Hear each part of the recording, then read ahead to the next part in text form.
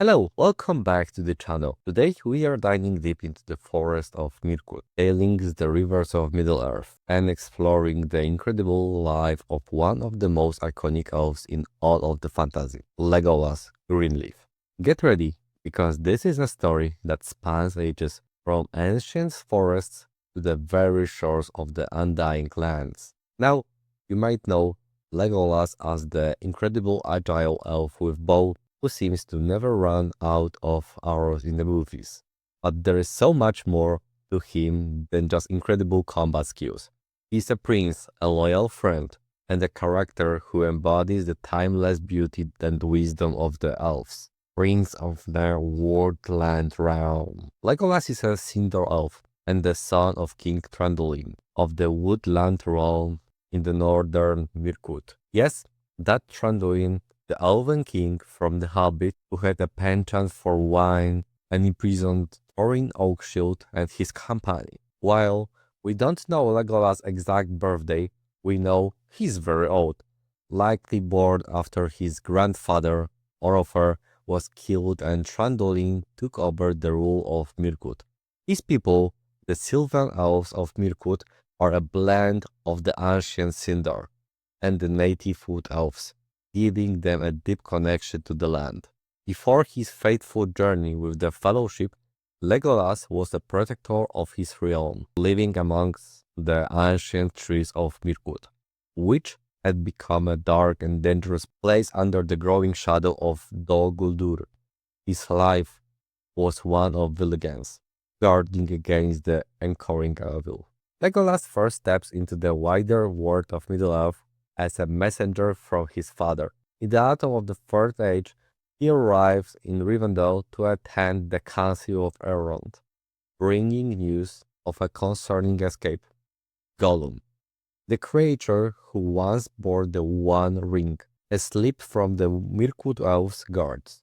It was at this pivotal council that Legolas volunteered to represent the elves and become one of the Nine Walkers, a diverse company chosen to encounter the Nine Riders and embark on the perilous quest to destroy the One Ring.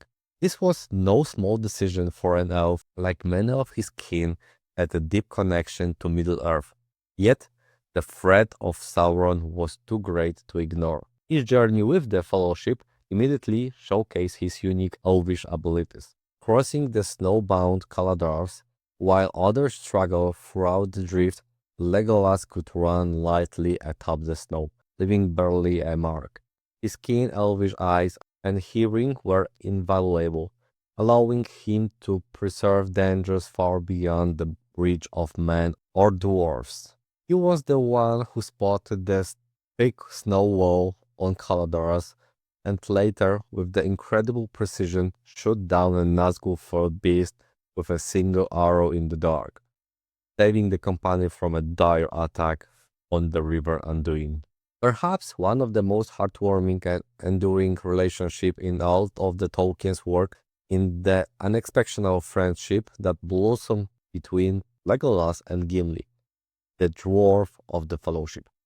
At first, there was the typical ancient tension between elves and dwarves, reconded by Turndolin's past imprisonment of Gimli's father, Glóin. Gimli immediately grumbled at the idea of Legolas and elf even being in the same company. However, they shared peril, and common purpose slowly eroded those ancient prejudices. Turning point came in the golden woods of LOTR when the Fellowship arrived. Gimli, like all non-elves, was asked to be blindfolded. He initially refused, only agreeing if Legolas was also blindfolded. Yet within Lotharian, Legolas spent much time with the Galadriel elves, and to the surprise of many, often brought Gimli along. The dwarf respectful words of the Lady Galadriel further softened the elves' initial very stance toward him, and by the time they departed Lothlorien, Legolas and Gimli were already on the path to an extraordinary bond.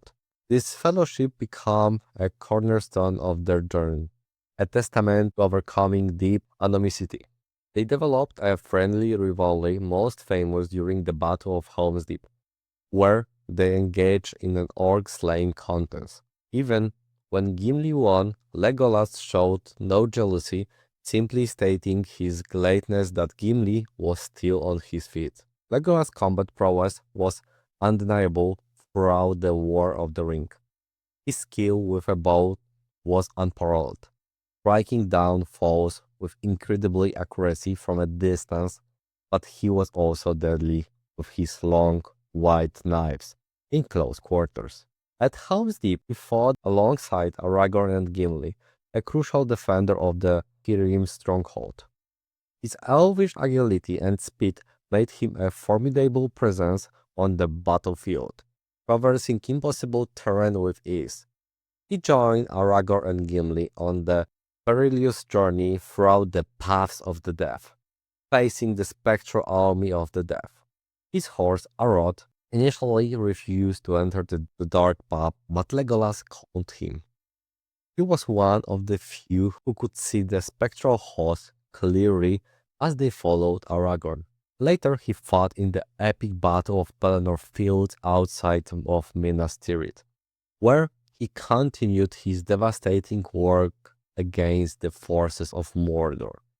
He was also present at the final confrontation at the Black Gate, standing firm against the overwhelming numbers of Sauron's army. A final desperate stand that allowed Frodo to complete his quest. With Sauron defeated and the One Ring destroyed, Legolas remained in Minas Tirith for the coronation of Aragorn as the King Elessar and his marriage to Arwen. It was a time of healing and rebuilding for Middle-earth, and Legolas played his part. True to their pact made during their journey, Legolas and Gimli embarked on further adventures together. They visited the glittering caves of Aglarond and Marver for Gimli, and then ventured into the ancient deeps of Fangorn Forest, a wonder for Legolas.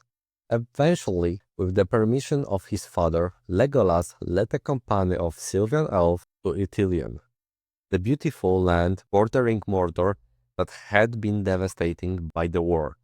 There, he and his people dedicated themselves to restoring the forest, and Ithilien became once again the fairest country in all of the Westlands. This was a profound act, and Elf, one of the firstborn, working to heal the land for the benefit of men. Legolas remained in Middle-earth for many years, hoping to rebuild and thrive, but eventually the sea longing and inescapable desire for the undying lands that dwells within many elves grew strong within him. After the death of his beloved friend King Aragorn in the year 120 of the Fourth Age, Legolas built a great ship in Ithilien. He then sailed down the Undying River out into the Bay of Belfast and beyond, following the straight road to the west. And in the final, beautiful act of friendship that stands as a testament to their bond, it is said that Legolas took Gimli with him. Gimli, a dwarf, was granted the singular grace of being allowed to pass into the Undying Lands, a truly unpredictable journey, all thanks to the deep and unbreakable friendship he shared with Legolas Greenleaf.